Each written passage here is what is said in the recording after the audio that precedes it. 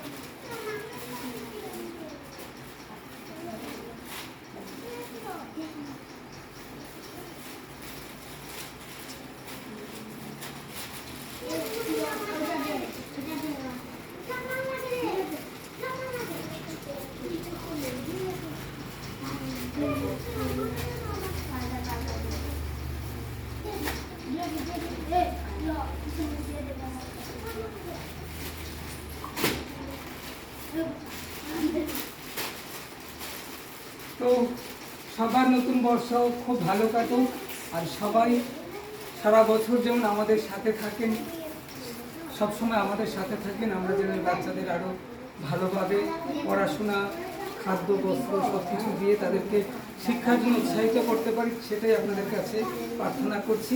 এবং সবাইকে অ্যাডভান্স বাংলা শুভ নববর্ষের অনেক অনেক শুভেচ্ছা।